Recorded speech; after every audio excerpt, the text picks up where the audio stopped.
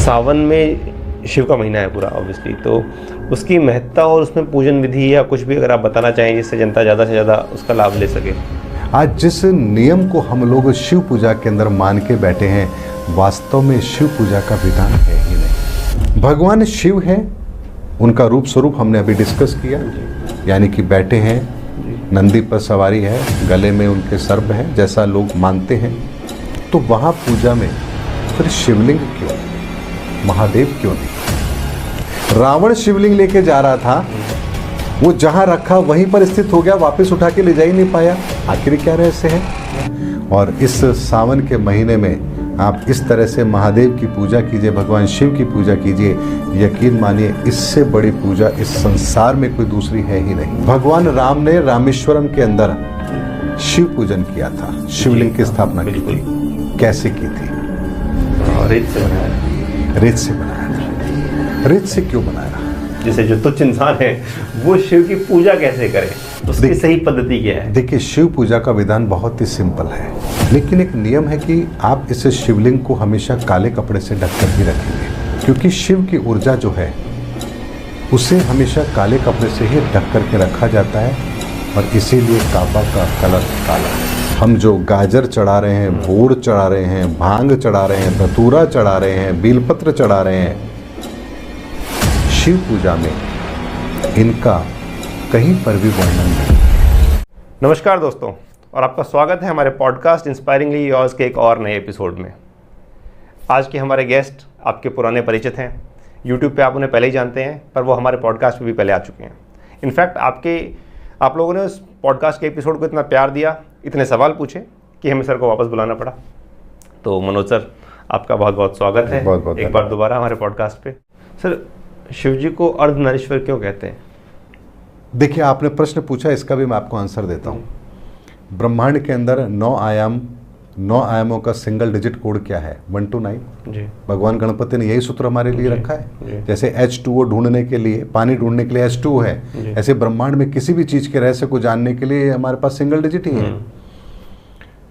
1 को जब आप डबल करते हैं तो आपको 2 मिलता है। 2 को जब आप डबल करते हैं आपको 4 मिलता है। डबल मतलब किसी भी सृष्टि के निर्माण के अंदर आपको एक फीमेल एनर्जी और एक मेल एनर्जी चाहिए। ठीक है? मेल और फीमेल एनर्जी के बिना किसी भी चीज का निर्माण नहीं होता है। अब ब्रह्मांड के अंदर आयाम तो 9 ही हैं। अब अगर हम एक एलिमेंट को उसी तरह का दूसरा एलिमेंट यदि उसके साथ रखें तो आपको क्या रिजल्ट मिलेगा?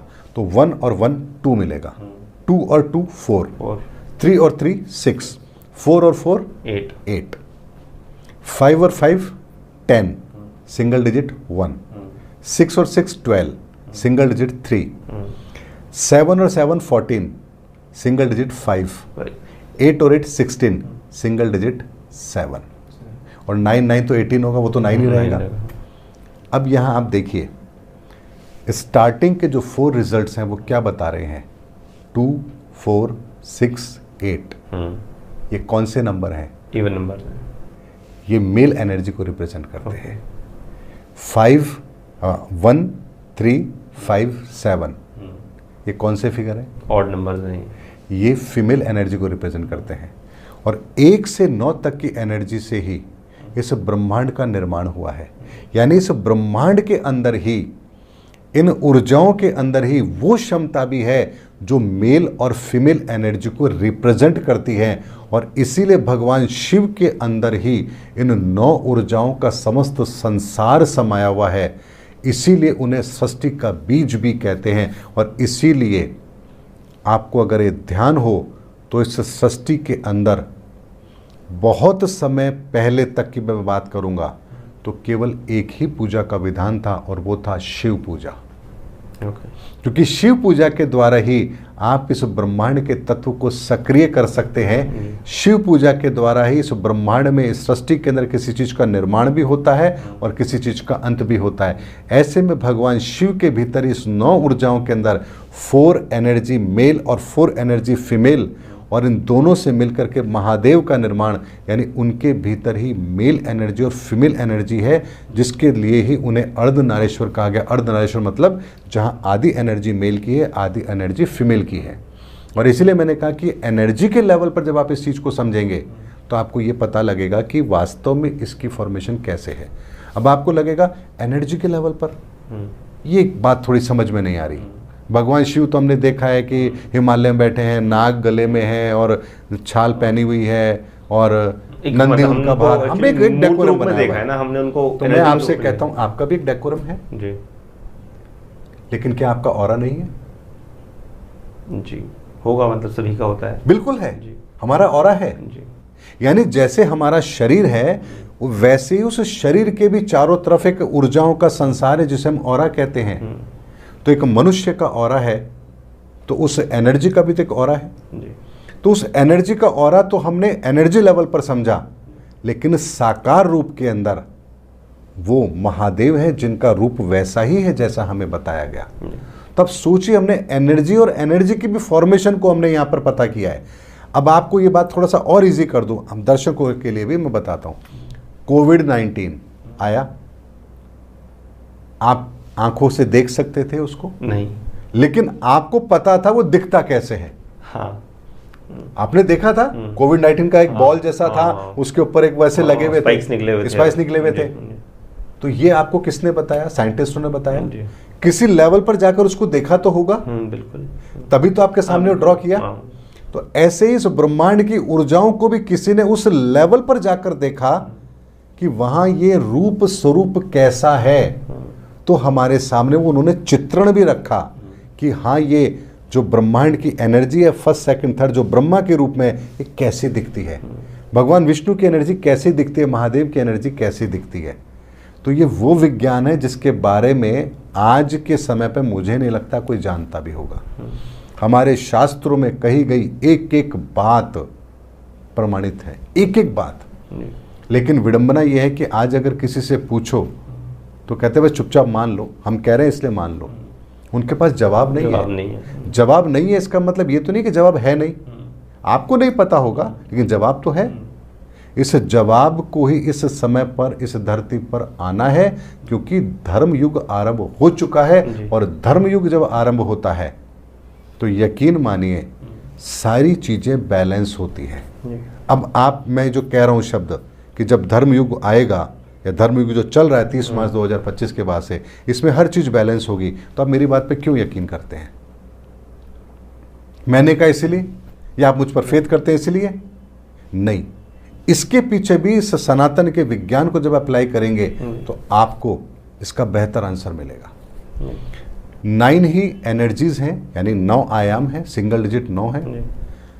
आपने कभी सूर्य यंत्र देखा हो तो सूर्य यंत्र जो होता है उसमें 1 से लेकर 9 तक के जो संख्याएं होती हैं उनको 9 खानों में इस तरह से लिखा जाता है।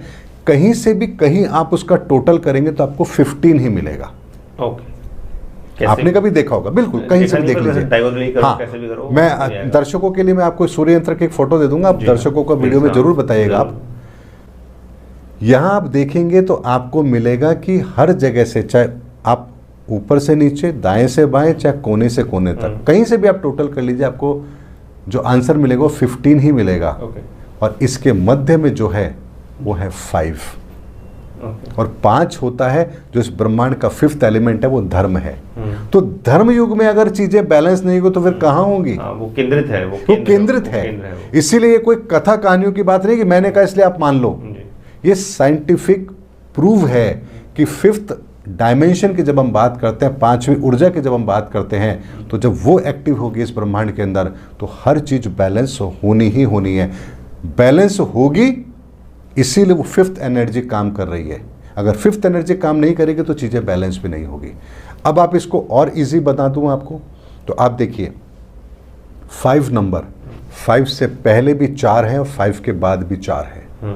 तो 5 आपको बैलेंस करता है, यानी 1 to 9 के अंदर भी 5 उस संख्याओं को बैलेंस करता है।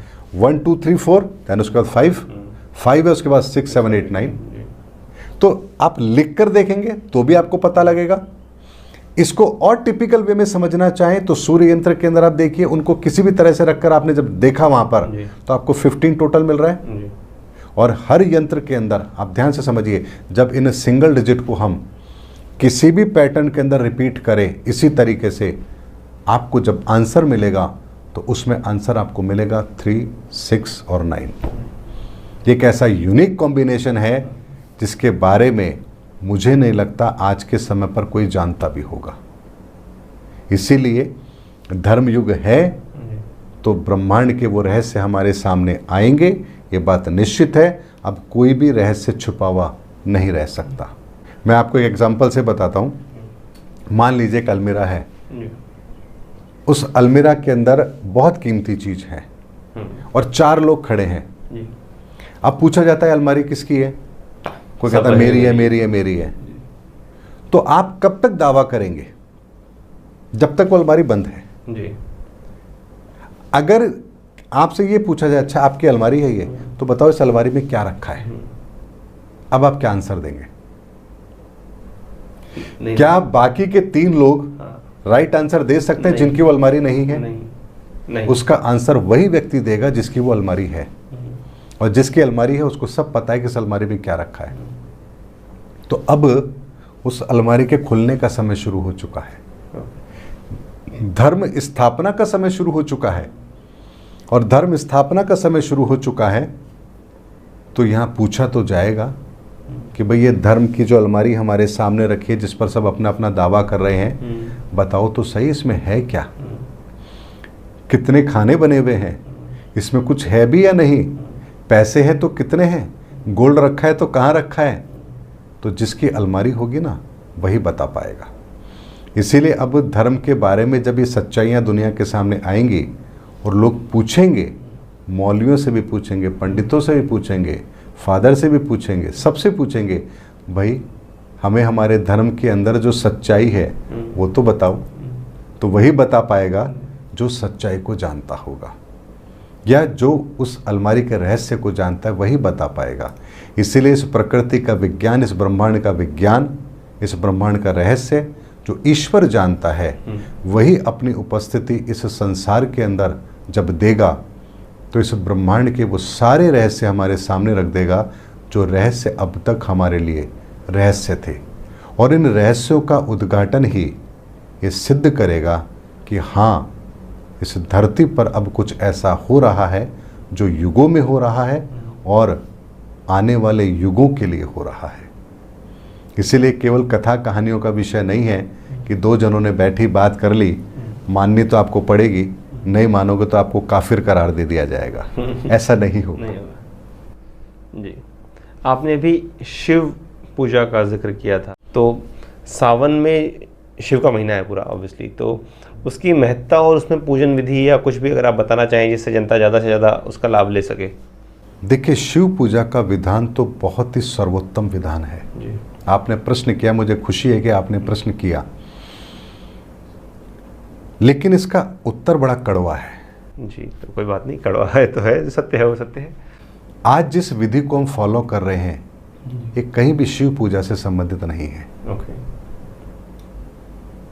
मैं ज़्यादा कुछ इसलिए नहीं कहूँगा कि लोगों की धार्मिक भावनाओं को आहत ना पहुँचे, लेकिन जो सच है वो तो सच है। आज जिस नियम को हम लोग शिव पूजा के अंदर मान के बैठे हैं, वास्तव में शिव पूजा का विधान है ही नहीं। शिव पूजा का विधान नहीं है, इस बात को मैं आपके सामने रखने के लिए एक छोटी सी चीज को आपके सामने रखता हूं। आपने कितने ऐसे शिव मंदिर हैं जो आपने राजाओं के महल में देखे हैं? शिव के मंदिर कुछ तो देखे हैं, 1-2 तो कहीं नहीं मिलेंगे आपको। शिव के मंदिर हमेशा आपको महलों से दूर कहीं ऐसी जगह पर, जंगलों में, एकांत में, और 10 बाय 10 के छोटे से मंदिर मिलेंगे आपको जी। वहां ना पार्वती जी है, ना कार्तिकेय है, ना गणेश है। मैं प्राचीन मंदिरों की बात कर रहा हूँ। हाँ, ठीक, हाँ। चाहे 12 ज्योतिर्लिंग में चले जाएं आप, भले कहीं भी चले जाएं, वो ऐसी जगहों पर हैं जो कहीं शहर से दूर मतलब आज के वर्तमान के परिप्रेक्ष्य में बात कर रहा हूँ, लेकिन वो महलों से दूर एकांत में होते थे। एक ही शिव मंदिर के पास में ही आपको बहुत सारे शिव मंदिर भी मिलेंगे, यानी कि शिवलिंग मिलेंगे। भगवान शिव हैं, उनका रूप स्वरूप हमने अभी डिस्कस किया, यानी कि बैठे हैं, नंदी पर सवारी है, गले में उनके सर्प है, जैसा लोग मानते हैं।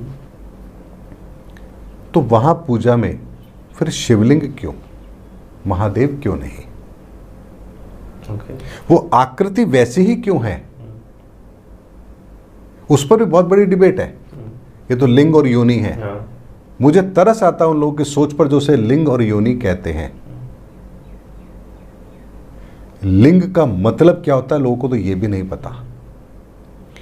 ये इस धरती की वो प्रक्रिया है जिससे इस संसार के प्रत्येक तत्व का नव सृजन होता है।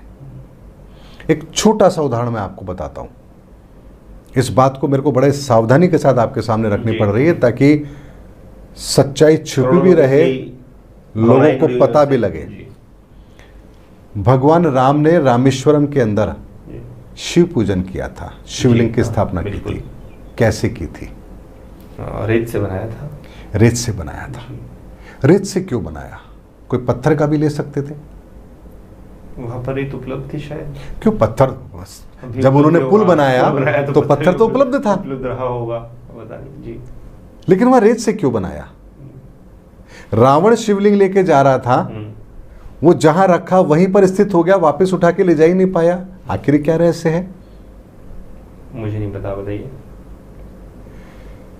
हमारे शिव पूजा के अंदर भी एक शिवलिंग बना करके पूजा होती है, मिट्टी के शिवलिंग बना करके। बहुत इस समय सावन के अंदर बहुत होगी और सामूहिक तौर पर होती है। आपने अगर देखा होगा तो अभी ये आयोजन होंगे भी जहां पर 100, 200, 500 लोग बैठेंगे एक साथ पूजा में, मिट्टी के शिवलिंग बनेंगे और वहां पूजा होगी सामूहिक। तो सामूहिक पूजा का क्या विधान है? ये बहुत सारे मैं प्रश्न आपके सामने रख रहा हूं, एक एक का उत्तर भी दूंगा मैं आपको। भगवान राम ने जो रामेश्वरम में शिव पूजा की और उसके लिए मिट्टी का शिवलिंग बनाया, उसके पीछे कारण और था। जब भगवान राम ने समुद्र से रास्ता मांगा और समुद्र ने रास्ता नहीं दिया, तो भगवान जानते थे कि अब मुझे क्या करना है। तो भगवान ये भी जानते थे कि अगर मैंने समुद्र को सुखा दिया तो समुद्र के असंख्य जीव भी समाप्त हो जाएंगे और ऐसे में इस धरती का बहुत बड़ा संतुलन गड़बड़ हो जाएगा अगर समुद्र के जीव समाप्त हो जाएंगे। तो ऐसे में भगवान राम तो जानते थे कि इस प्रकृति के अंदर किसी भी चीज के निर्माण के अंदर वो शिव तत्व ही अहम है। तो ऐसे में वहां पर उन्होंने मिट्टी के शिवलिंग बना करके उस शिव तत्व को सक्रिय किया था और उस सनातन प्रक्रिया के द्वारा वहां उन्होंने उस शिव तत्व को सक्रिय करके उस मिट्टी को उस समुद्र में बहा दिया था। जब आप उसके अंदर जल चढ़ाएंगे तो मिट्टी का तो पिघलेगा, पिघल करके बहेगा कहाँ? वो पानी में ही जाएगा। तो आपने जिस ऊर्जा को वहां संचालित किया है वो ऊर्जा अब बह करके वापस समुद्र में जा रही है और यहाँ वो शिव तत्व जब सक्रिय हो गया है तो अब समुद्र के जीव समाप्त नहीं होंगे, उनका इस सृजन इस संसार के अंदर होगा। यानी अगर जरूरत पड़ी समुद्र को सुखाने की तो यह नव सृजन की परंपरा वो वहां भगवान ने कायम की और इसीलिए उन्होंने वहां भगवान शिव की पूजा की मिट्टी का बनाकर। लेकिन जब किसी ऊर्जा को स्थायी तौर पर आपको इस धरती पर स्थापित करना हो तो वहां फिर मिट्टी का नहीं बनता है, वहां फिर आप पत्थर का शिवलिंग बनाते हैं। जैसे रावण को अपने लंका के अंदर महादेव भगवान शिव को स्थापित करना था तो वहां वो भी चाहता तो मिट्टी का बना के पूजा कर लेता, पर वो चाहता था कि परमानेंट, वो चाहता था इस जगह भगवान शिव की ऊर्जा हमेशा के लिए विद्यमान रहे। इसीलिए वो पत्थर के शिवलिंग को भगवान शिव से प्राप्त करके लेकर आया था। लेकिन भगवान शिव ने जो उसे दिया था वो उस ऊर्जा का पूर्ण संचालित ऊर्जा थी। वो ऐसी ऊर्जा थी जिसे जहां इस धरती के संपर्क में लाया जाएगा वो वहीं जड़ हो जाएगी, वहीं से वो अपना कार्य आरंभ कर देगी। अगर वो शिवलिंग लंका में स्थापित हो जाता तो फिर लंका पर भगवान राम विजय प्राप्त नहीं कर सकते थे, क्योंकि भगवान राम उस जगह पर कैसे युद्ध करते जहां भगवान शिव का वो तत्व विद्यमान है। ऐसे में गणेश जी तो ये सारे विज्ञान को जानते थे, तो गणेश जी बालक के रूप में जाते हैं। लघुशंका लगती है, प्रकृति अपना काम कर रही है, रावण को लघुशंका लग रही है। अब वो देख रहा है क्या करूं, जमीन पे रख नहीं सकता, इसको लेकर के लघुशंका जा नहीं सकता, करूं तो क्या करूं। तो भगवान गणपति बालक के रूप में आते, कहते हैं ठीक है मुझे दे दो, जैसे रावण जाता है उसे वहीं धरती पर रख देते हैं। तो मैंने दो उदाहरण आपके सामने दिए शिव पूजा के, जहां मिट्टी के शिवलिंग बना करके पूजा किस लिए की जाती है, पत्थर की शिवलिंग की पूजा क्यों की जाती है। और आज जहां हमारे शिवालयों के अंदर माँ पार्वती भी हैं, नंदी भी हैं, गणेश जी भी हैं, कार्तिकेय भी हैं, डमरू भी है, त्रिशूल भी है, सब कुछ है, तो भाई पहले क्यों नहीं था। आप बहुत सारे ऐसे गुफाओं में आपको शिवलिंग मिलेंगे जहां केवल शिवलिंग है और कुछ नहीं है, कुछ भी नहीं है, और कोई साइज बहुत बड़ा नहीं है, 10 बाय 10 का ही साइज है, कोई भव्यता नहीं है वहां कोई आपको खिड़कियां नहीं मिलेंगी, दरवाजे भी बहुत छोटे हैं, और कई जगह पर तो एक साथ कई शिवलिंग है, जैसे लाखा मंडल के अंदर लाखों शिवलिंग है। यानी ये वो प्रक्रिया होती है जो इस धरती के उस बीज को सुरक्षित रखने के लिए, इस धरती पर नव सृजन के लिए इस शिव तत्व को सक्रिय किया जाता है, और विनाश के बाद जो नव सृजन होता है उस नव सृजन के अंदर जो भी लोग शेष बचते हैं उन लोगों को लेकर के सामूहिक तौर पर इस शिव तत्व को सक्रिय किया जाता है, ताकि इस संसार के अंदर ये सृष्टि का नियम जो है वो दोबारा तरीके से काम कर सके। ये वो विज्ञान है जिस विज्ञान को मुझे नहीं लगता इस समय पर इस धरती पर कोई जानता होगा, लेकिन ये वो विज्ञान है जो इस सृष्टि के संपूर्ण रहस्य को हमारे सामने प्रकट कर देता है। और इसीलिए भगवान शिव ने इस रहस्य को दुनिया के सामने रखने के लिए ही भगवान गणपति की ऊर्जा का निर्माण किया है। भगवान गणपति की ऊर्जा का निर्माण करके समस्त देवताओं को बुलाया। यहाँ भी आप समझिएगा, भगवान ने पार्शलिटी नहीं करी कि मैंने ऊर्जा को पैदा किया है, मेरा बेटा, जैसा हम समझते हैं भगवान गणपति भगवान शिव के बेटे हैं, तो भाई मेरा बेटा है इसीलिए इसको प्रथम देव की उपाधि दे दो। नहीं, सभी देवताओं को कहा जाओ इस संसार के चक्कर लगा के आओ। एक कहा गया अमूल भाषा में संसार का चक्कर लगाओ, लेकिन ऐसा नहीं था, वहाँ ये कहा गया था जाओ और इस संसार के रहस्य का पता लगा के आओ कि संसार कैसे बना। तो यहाँ भगवान गणपति वो थे जिन्होंने जब इस पूरे संसार के रहस्य को पता किया तो उन्हें पता लगा भगवान शिव के ही इर्द गिर्द सब कुछ है, यानी जो है वो शिव है और शिव है वही सब है। तो यहाँ इस रहस्य को उन्होंने जब सभी देवताओं के सामने रखा तो यहाँ जाकर के गणित विधा को उस समय पर भगवान गणपति ने सभी लोगों के सामने रखा था कि संपूर्ण ब्रह्मांड का रहस्य क्या है, इस रहस्य की उत्पत्ति क्या है, इस रहस्य को किस तरह से डिकोड किया जाता है, इसका कोड क्या है, इस सारा रहस्य वहाँ पर देवताओं के सामने भगवान गणपति ने रखा था।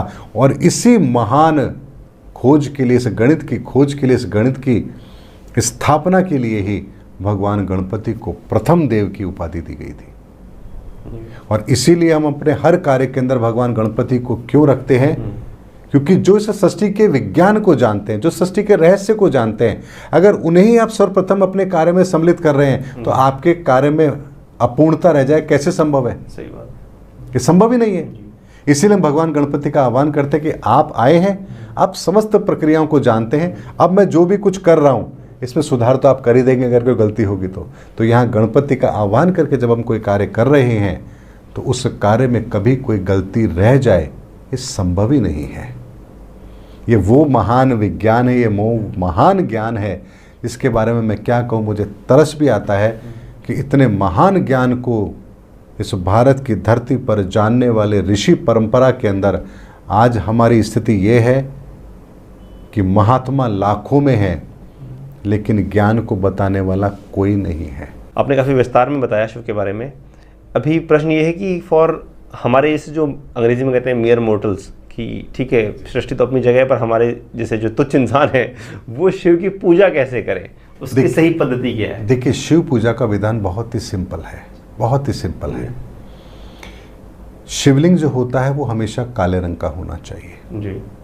कोई सा भी आप शिवलिंग ले सकते हैं, किसी भी पत्थर का ले सकते हैं, क्योंकि वो शुरुआत में तो आपका पत्थर का ही होगा, लेकिन जब आप उसकी पूजा करते हैं वास्तव में तो शिव तत्व सक्रिय तब होता है। ऐसे में कोई भी काले रंग का शिवलिंग लेकर के आप अपने घर में रख सकते हैं उसे, लेकिन एक नियम है कि आप इस शिवलिंग को हमेशा काले कपड़े से ढककर ही रखेंगे, क्योंकि शिव की ऊर्जा जो है उसे हमेशा काले कपड़े से ही ढक करके रखा जाता है, और इसीलिए काबा का कलर काला है।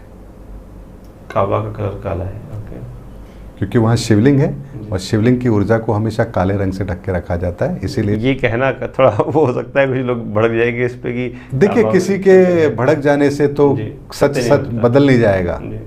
लोग तो मोहम्मद साहब के बारे में भी कुछ नहीं जानते, जो मुस्लिम है वो भी नहीं जानते।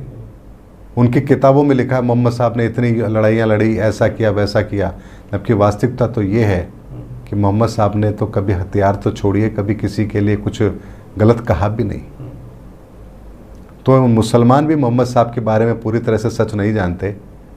और अगर मैं एक बात आपके इस चैनल के माध्यम से कहूँ तो सच है वो बात कि मोहम्मद साहब वो हैं जो ईश्वर से भी मिल चुके हैं, और ईश्वर ने उन्हें जब अपने उस दरी खाने में बुलाया था, ये बहुत बड़ा विज्ञान है, इस पर कभी और बात करेंगे, लेकिन जब वहाँ बुलाया था तब एक नूर की चादर उनके ऊपर आई थी और उसकी वजह से उनकी दाढ़ी जो थी वो लाल हो गई थी, मेहंदी कलर उस पर आ गया था। और जब वो वहाँ से लौट कर आए थे तो उनकी दाढ़ी का जो रंग बदल गया था, उस दाढ़ी के रंग के बदल जाने के कारण से आज बहुत से मुसलमान जो हैं दाढ़ी वो लाल करते हैं। और इसीलिए चूँकि उनको ये रहस्य पता है कि मोहम्मद साहब उस ईश्वर से मिले थे, वहाँ गए थे, वहाँ से मिल के आए थे, और उसके बाद उनकी दाढ़ी का रंग ऐसा हो गया था, तो उन्हें ये तो पता है कि जो उस ईश्वर से मिलेगा उसकी दाढ़ी का रंग तो लाल जरूर हो जाएगा। और इसीलिए वो कहते हैं से पहले ही वो करके, और इसीलिए वो कहते हैं कि आने वाले समय में इमाम मेहंदी आएगा। इमाम मेहंदी आएगा। इमाम मेहंदी, इमाम मतलब जिसका ईश्वर पर ईमान, जिसका ईश्वर पर है, और मेहंदी मतलब उसकी भी दाढ़ी लाल ही होगी, क्योंकि जो ईश्वर से मिलकर आता है उसकी दाढ़ी लाल हो जाती है। वो उसी परंपरा को फॉलो कर रहे हैं, उसी चीज को फॉलो कर रहे हैं। जैसे हमारे यहाँ पर है ना, भगवान आएंगे तो ऐसे एक उंगली पे चक्कर होगा, ऐसा होगा, ये हमारी थॉट में बैठा हुआ है। ऐसे उनके भी थॉट में बैठा हुआ है कि अगर मोहम्मद साहब अल्लाह ताला से मिले, ईश्वर से मिले, और उनकी दाढ़ी लाल हो गई, तो अब जो इमाम मेहंदी आएंगे वो भी इस पूरे इल्म को जानने वाले होंगे, और वो भी मेहंदी की तरह, मतलब उनकी दाढ़ी भी ऐसी होगी। ये उनका अपना एक पैटर्न है जिससे वो पहचान कायम करना चाहते हैं। तो इमाम मेहंदी के कॉन्सेप्ट के पीछे वही कॉन्सेप्ट है जिसे शायद मुझे नहीं लगता कितने लोग जानते होंगे। तो ऐसे में जो काले रंग से हम उसको ढक के रखते हैं, इस शिव तत्व को काले रंग से ही ढक के रखा जाता है। काले कपड़े से आप ढक के रखें। जब भी आप इस शिवलिंग की पूजा करें, एक थाली लें, थाली कोई सी भी हो सकती है, स्टील की हो सकती है, तांबे की हो सकती है, कांसे की हो सकती है, चांदी की हो सकती है, सोने की, कोई भी, उसमें कोई दिक्कत नहीं है। शिवलिंग को आप उस थाली पे रखें। जब आप रखेंगे शिवलिंग को, तो बहुत से लोग कहते हैं कि उत्तर दिशा में उसकी जलेरी होनी चाहिए, लेकिन आप जहाँ भी बैठे हैं वहाँ जब आप शिवलिंग रख रहे हैं, तो आप जैसे बैठे हैं और आपके सामने थाली, आपने शिवलिंग रखा, तो जलेरी आपके सामने की तरफ होनी चाहिए, आपकी तरफ नहीं होनी चाहिए। जलेरी आपके सामने की तरफ होनी चाहिए, आप किसी भी दिशा में चाहे बैठे हैं। हमने उत्तर की दिशा की तरफ इसलिए कहते हैं कि उत्तर की तरफ हिमालय है, तो अगर भगवान की पूजा करनी तो उत्तर की तरफ मुंह करके बैठो। जैसे वो कहता है ना कि नमाज पढ़नी तो पश्चिम की तरफ बैठो, यानी कावा पश्चिम में, तो इसीलिए वो कहते हैं कि भाई उत्तर की तरफ जलेरी रखो, क्योंकि हिमालय कैलाश उधर है। तो ये वो मान्यता है। तो आप जलेरी को अपने ठीक सामने की तरफ रखेंगे।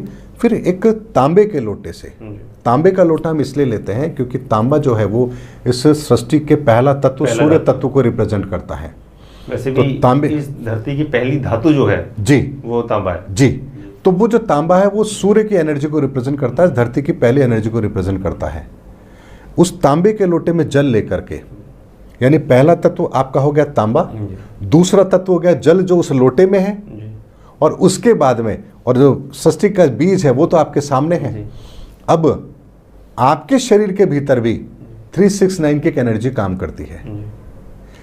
आपकी पीछे जो मेरुदंड है हमारा, रीढ़ की हड्डी है, उससे 3 उंगल ऊपर हमारा 3 की एनर्जी काम करती है, जहां मति है। उससे 6 उंगल ऊपर हमारा ऊर्जा खंड है, जहां 6 की ऊर्जा काम करती है, और उससे 9 उंगल नीचे हमारी भ्रकुटी है, ये यहाँ 9 की ऊर्जा काम करती है। और 9 की ऊर्जा क्या है? 7, 8, 9 की ऊर्जा क्या है? शिव की ऊर्जा है। और भगवान शिव के पास ही तीसरा नेत्र है। इसी तरह से हमारे भी यहाँ 9 की ऊर्जा है, तो यहाँ तीसरा नेत्र है। तो उस तांबे के लोटे को हम यहाँ इस जगह पर रख करके, फिर वहाँ से हम धीरे से ओम नमः शिवाय मंत्र का जाप करते हुए उस शिवलिंग पर जल चढ़ाएंगे। तो हमने इस प्रकृति के पहले तत्व को, इस प्रकृति के दूसरे तत्व को, जो जल के रूप में, पहला तत्व तांबे का लोटा, दूसरा तत्व वो जल, और हमारा नवा तत्व जो हमारे शरीर के भीतर काम कर रहा है, जहाँ 3 से लेकर 6 और 9 की ऊर्जा है, हमने अब इसको एक कनेक्ट किया है। हमारी ऊर्जा अब उस ऊर्जा से कनेक्ट हो रही है। और यहाँ जब हम शिवलिंग को जल चढ़ाते हैं ओम नमः शिवाय मंत्र का जाप करते हुए, तब यहाँ पर एक सृष्टि के विज्ञान का एक क्रम चालू होता है। उस शिव तत्व के बीज के सक्रिय होने का प्रोसेस शुरू होता है। और इस प्रक्रिया को करने के बाद फिर आप ध्यान में बैठेंगे 2 मिनट। ध्यान में आपका जो राइट हैंड है वो नीचे रहेगा, लेफ्ट हैंड है जो आपका इसके ऊपर रहेगा। अब आप पालकते पालकते मार के बैठेंगे और आंख बंद करके अब आप ओम नमः शिवाय का अपने मंत्र का जाप करेंगे और 2 मिनट, 3 मिनट, 5 मिनट, जितना आपका समय आप दे सकते हैं, अब आप ध्यान करेंगे। जब आप ध्यान करेंगे तो आपने इस ब्रह्मांड की उस ऊर्जा को अपने भीतर भी चैनलाइज किया है और उस तत्व को भी सक्रिय करने में आप अपनी भूमिका निभा रहे हैं। तो यहाँ फिर आपकी शिव पूजा है। फिर उसके पश्चात आप जब ध्यान आपने कर लिया, उसके बाद में उस शिवलिंग को वापस आप अपने मंदिर में रखेंगे, काले कपड़े से ढक देंगे और जो जल आपने थाली में लिया है उसको गिलास में लीजिए और ग्रहण कर लीजिए। ये है शिव पूजा का सनातन रहस्य। लेकिन इसके अलावा हम जो गाजर चढ़ा रहे हैं, बोर चढ़ा रहे हैं, भांग चढ़ा रहे हैं, धतूरा चढ़ा रहे हैं, बेलपत्र चढ़ा रहे हैं, शिव पूजा में इनका कहीं पर भी वर्णन नहीं है। हमारे शास्त्रों में इसका वर्णन नहीं है। अब कोई कहेगा कि नहीं जी, देखो शास्त्रों में ये लिखा है, ऐसा लिखा है, वैसा लिखा है, मैं उस विषय में नहीं जाना चाहूँगा, क्योंकि शास्त्रों के अंदर मिलावट हो सकती है। जब कुरान के अंदर या उनके हदीस के अंदर मोहम्मद साहब को कातिल बताया जा सकता है, हमारे यहाँ पर कोई भी अगर आज मान लो नई गीता लिख दे जिसमें कृष्ण के बारे में उल्टी सीधी बात लिख दे और आज के 500 साल बाद वो गीता अगर हमारे सामने आ जाए तो हम तो कहेंगे देखो हमारे शास्त्रों में भी लिखा है। इनफैक्ट गीता के तो बहुत सारे वर्जन ऑलरेडी हैं। हाँ, मतलब बहुत सारे हैं। तो ऐसी रामायण भी हमारे सामने जहाँ पर ये कहा गया कि भगवान राम ने जो है एक शूद्र की हत्या कर दी, तो क्या आप उसको सच मानते हैं क्या? तो शास्त्रों में मिलावट तो कहीं भी की जा सकती है। लेकिन मैंने कहा ना कि अलमारी पर दावा कौन करेगा?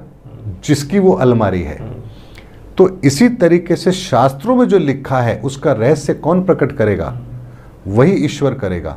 और ईश्वर को उस ज्ञान को प्रकट करने के लिए किसी बाहरी मैकेनिज्म की ज़रूरत नहीं है।